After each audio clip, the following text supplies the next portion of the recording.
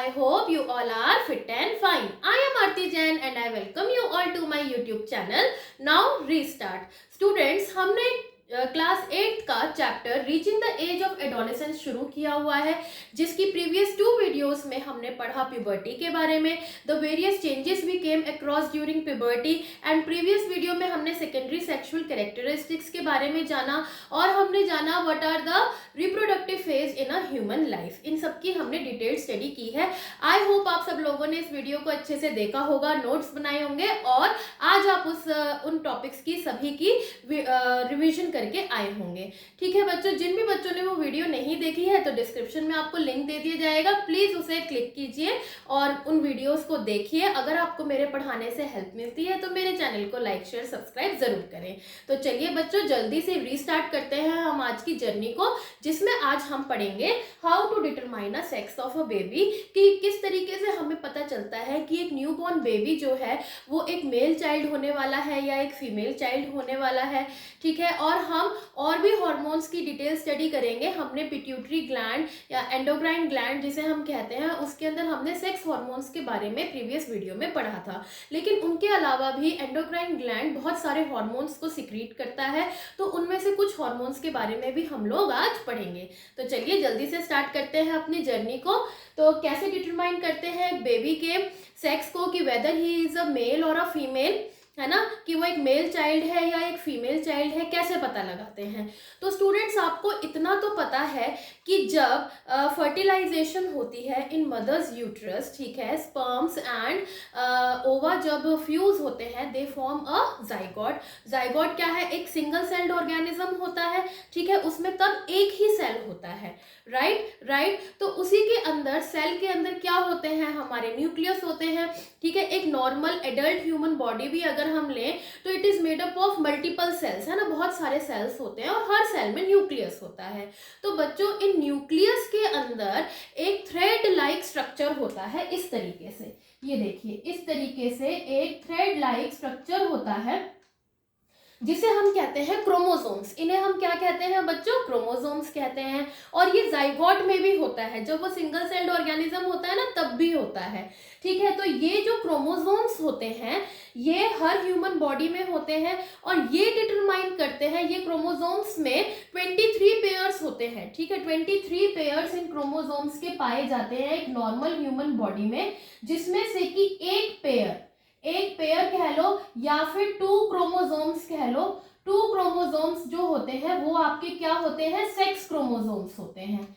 क्या होते हैं? सेक्स क्रोमोसोम्स होते हैं, ठीक है। और इन्हीं से ही हमें पता चलता है कि जो न्यूबॉर्न बेबी है, whether he is going to be a male और whether she is going to be a female. Alright students, तो क्रोमोसोम्स के बारे में अब आपको समझ में आया, ये क्या होते हैं? थ्रेड लाइक स्ट्रक्चर्स होते हैं हमारे सेल के न्यूक्लियस में, और ये क्या करते हैं? एक जनरेशन से दूसरे जनरेशन में इंफॉर्मेशन को पास करते हैं। इंफॉर्मेशन कैसे मैम? इंफॉर्मेशन जैसे कि आप लोग खुद भी देखते होंगे कि आपके कोई ना कोई फीचर्स, है ना, अपने पेरेंट्स से मिल रहे हैं, मैच हो रहे हैं। जैसे किसी की आईज का कलर अपने मदर या फादर से मैच होता है, हेयर्स का कलर, या फिर आपके नोज, ईयर्स, या फिर आपकी फिंगर्स की लेंथ, ठीक है। तो ये कुछ फीचर्स होते हैं जो हम लोग अपने पेरेंट्स से इनहेरिट करते हैं, जिन्हें हम कहते हैं कि ये जीन्स के थ्रू आए हैं। तो जो ये जीन्स होती हैं, यही इंफॉर्मेशन होती है, ये कहाँ होती है? क्रोमोसोम्स के अंदर। जो क्रोमोसोम्स होते हैं ये ही मदर और फादर से ट्रांसफर होते हैं एक दूसरी जनरेशन में, आने वाली पीढ़ी में, एक न्यूबॉर्न चाइल्ड में। ये बात समझ में आ गई? यानी कि हम ये कह सकते हैं कि मेल और फीमेल गैमेट्स के अंदर ये क्रोमोसोम्स होते हैं, ये क्रोमोसोम्स होते हैं। ये बात मानते हो आप लोग, है ना? तो हम लोग सबसे पहले क्रोमोसोम्स की डेफिनेशन लिख लेते हैं। हम लोग क्रोमोसोम्स की क्या लिख लेते हैं बच्चों? डेफिनेशंस लिख लेते हैं, ठीक है। क्रोमोसोम क्या होता है? These are the thread like structures, these are the thread like structures। कहाँ होते हैं ये? present inside the nucleus, present inside the nucleus of every cell which passes information ये क्या काम करता है, इसको फंक्शन की तरह भी आप लिख सकते हैं। अगर फंक्शन ऑफ क्रोमोसोम आए तो ये वाली लाइन आप लोग लिख सकते हैं, ठीक है। Which passes the information from one generation to another, from one generation to another, ठीक है बच्चों। आई होप क्रोमोसोम्स आपको क्लियर हो गए होंगे, है ना। क्रोमोसोम्स क्या होते हैं, और इन ह्यूमन बॉडी में अगर मैं कहूं, इन ह्यूमन बॉडी कितने पेयर्स होते हैं, there are 23 pairs of chromosomes, 23 pairs of chromosomes, ठीक है। जिसमें से कि वन पेयर, ठीक है, अगर मैं कहूं वन पेयर, ठीक है, out of these 23 one pair is sex chromosome, जो कि हर ह्यूमन बॉडी में होता है। तो वन पेयर का मतलब हो गए दो, और वो कौन कौन से होते हैं बच्चों, एक होता है एक्स और एक होता है वाई, ठीक है। ये बात समझो कि सेक्स क्रोमोसोम्स आपको कैसे मिलते हैं, एक एक्स होता है और एक होता है वाई, ये चीज समझ में आ गई। अब अगर तो वन पेयर है, अब वन पेयर में या तो वो दोनों एक्स हो सकते हैं या फिर वो दोनों एक्स और वाई हो सकते हैं, ठीक है। मान लीजिए कि अगर एक्स क्रोमोसोम प्रेजेंट है आपकी बॉडी में, तो इसका मतलब ये जो बॉडी है ये किसकी होगी, फीमेल की, ये बॉडी किसकी होगी, फीमेल की। और अगर एक्स वाई क्रोमोसोम्स हैं तो ये किसकी होगी, मेल की, ठीक है। यानी कि अगर बेबी के अंदर कौन सा सेक्स क्रोमोसोम है, एक्स है, तो यानी कि new born baby will be going to be a female child, and if the sex chromosome is XY, then the newborn baby is going to be a male child. I hope इतना अब आपको clear हो गया होगा female और mail का, है ना। हालांकि हमें सेक्स डिटर्मिनेशन नहीं करवानी चाहिए, टोटली इनजस्टिस है, इनसोशल है, ओके। लेकिन ये एक प्रोसेस है जिसके बारे में मैं आपको बता रही हूँ, पूरा प्रोसेस नहीं है, सिर्फ एक क्रोमोसोम्स होते हैं, कैसे हम डिटरमाइन कर सकते हैं, कैसे मेल फीमेल में डिफ्रेंशिएट कर सकते हैं, ठीक है बच्चों। तो मेल फीमेल समझ में आ गया। अब क्या होता है कि अब आप लोग ये जानते हैं कि फर्टिलाइजेशन के दौरान एग फ्यूजेस विद स्पर्म्स, ठीक है, और उससे क्या बनता है, आपका जाइगोट बनता है। जाइगोट फिर आगे जाके एम्ब्रियो में डेवलप होता है, and after few months we get a newborn baby, यही बात है ना। अब ये एग के अंदर तो एक्स है, तो यानी कि स्पर्म्स ये डिटरमाइन करते हैं कि whether the newborn baby is going to have XX chromosome और is going to have XY chromosomes. मान लीजिए यहाँ से जो स्पर्म्स आ रहे हैं वो आ रहे हैं एक्स, है ना, और एग के पास तो एक्स ही है, तो यहाँ से आपका क्या होगा, female child is going to be born, female child, ठीक है। And if the sperm passes Y chromosome, egg के पास तो अभी भी एक्स है, तो ये क्या होंगे, then the male child is going to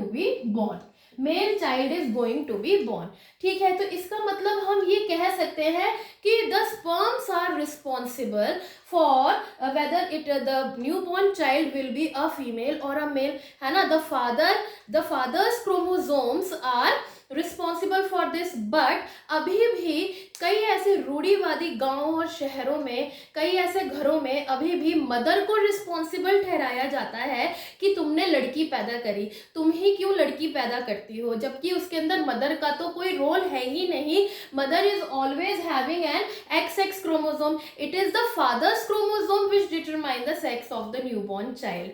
alright students, तो this is a total injustice, ऐसा नहीं होना चाहिए। Alright, I hope how to determine the sex of a baby, this is it, हम इतना ही पढ़ेंगे, ठीक है। इसके बारे में अब आपको अच्छे से क्लैरिटी आ गई होगी, क्लियर हो गया होगा ये टॉपिक। तो चलते हैं अपने नेक्स्ट टॉपिक पे, जो कि है हमारे हॉर्मोन्स, ठीक है। Hormones other than sex hormones, ठीक है।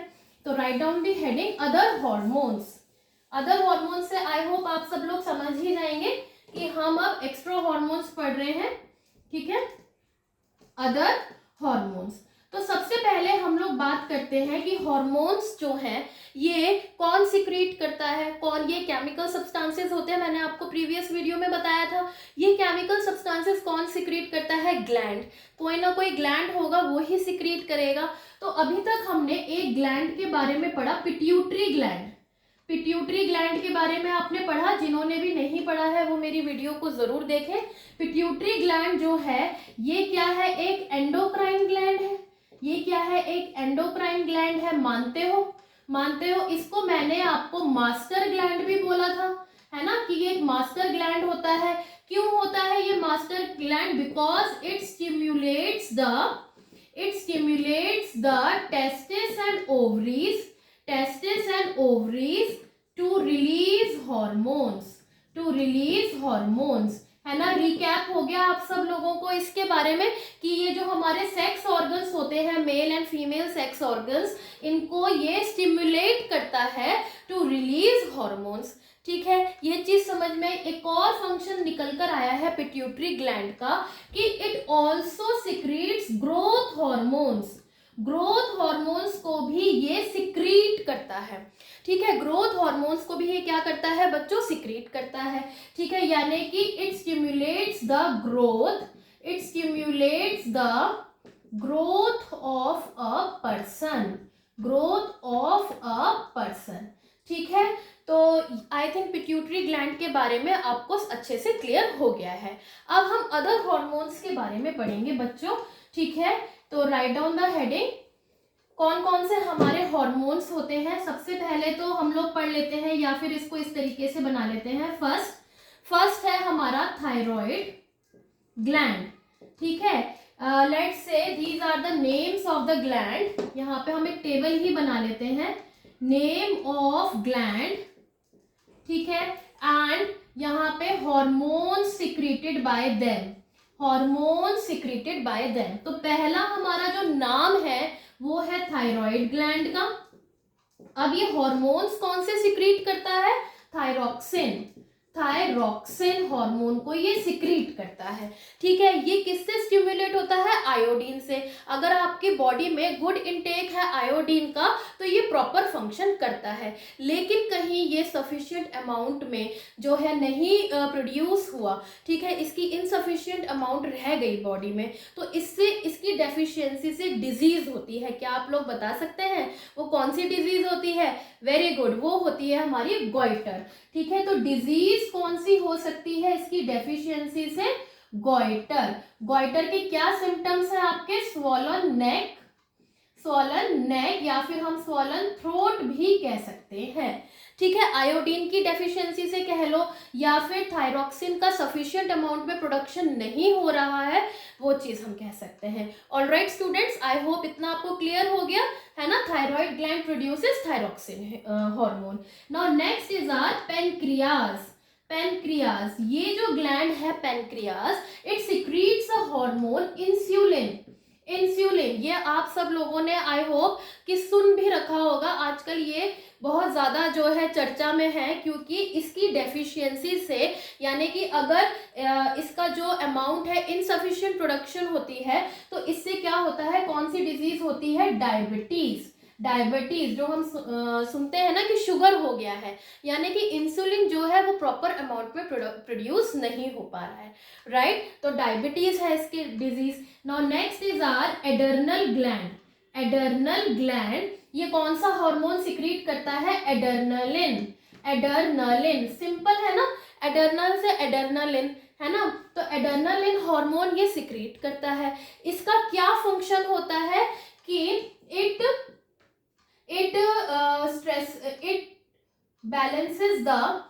balances the stress of our body and mind, है ना। हमारी बॉडी और माइंड में कई बारी स्ट्रेस हो जाता है किसी चिंता की वजह से, या कभी हमें बहुत ज़्यादा गुस्सा आता है, उसकी वजह से भी हम लोग स्ट्रेस फील करते हैं। ज़्यादातर यही कारण होते हैं स्ट्रेस के। तो उस स्ट्रेस को कैसे एडजस्ट करना है? यहाँ पे बैलेंस से अच्छा वर्ड है कि हम एडजस्ट लिखें कि it helps helps to adjust the stress of our body and mind. कौन सा है वो हार्मोन? एड्रेनलिन। यानी कि इसकी प्रोडक्शन सही अमाउंट में होनी बहुत ज़रूरी है, क्योंकि आजकल जो है ना स्ट्रेस बहुत ज़्यादा लेने लग गए हैं लोग, राइट। तो एड्रेनलिन जो है ये क्या करता है, आपके स्ट्रेस को एडजस्ट करने में हेल्प करता है।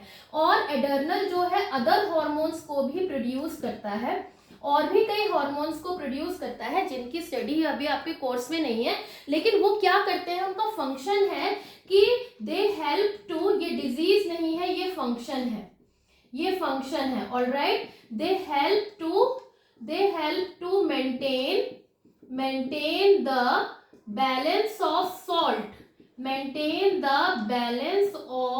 Salt in our blood. हमारे ब्लड में जो सॉल्ट का बैलेंस है, नमक का, उसको मेंटेन करने के काम आता है कौन? एड्रेनल ग्लैंड से निकले हुए हॉर्मोन्स। आई होप ये तीनों ग्लैंड्स एंड जो ये 3 हॉर्मोन्स हैं, इनके फंक्शंस, इनकी डिजीजेस, ये सब आपको अच्छे से क्लियर हो गई होंगी। ठीक है बच्चों, इजी लग रहा है? इजी लग रहा है ना कि मैम ये तो बड़ा लंबा पैराग्राफ था बुक में, बट यहाँ पे ये सिर्फ पॉइंट्स में तो बड़ा मतलब सिंप्लीफाई हो गया है, राइट। चलिए अब हम अगले टॉपिक पे पढ़ते हैं जल्दी से। वो क्या है? Reproductive phase in the life of frog और इंसेक्ट्स। ठीक है, तो write down the heading, role of hormones. Hormones का क्या रोल है? Role of hormones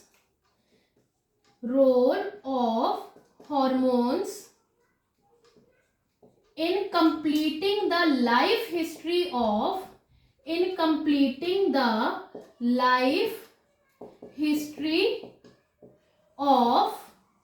an insect or frog। ठीक है, तो ये जो फ्रॉग है या किसी भी इंसेक्ट की अगर मैं बात करूं तो उसकी लाइफ साइकिल के बारे में आई एम श्योर आप लोगों को अच्छे से पता होगा कि मैम लाइफ साइकिल अगर हम देखें तो सबसे पहले तो एक छोटे से एग होते हैं, फिर टैडपोल बनता है ना, लार्वा बनता है, और फिर एक एडल्ट बनता है, राइट। यही लाइफ साइकिल है ना, किसी इंसेक्ट की देख लो या किसी फ्रॉग की देख लो। ठीक है, और इस प्रोसेस को हम लोग कहते हैं मेटामॉर्फोसिस,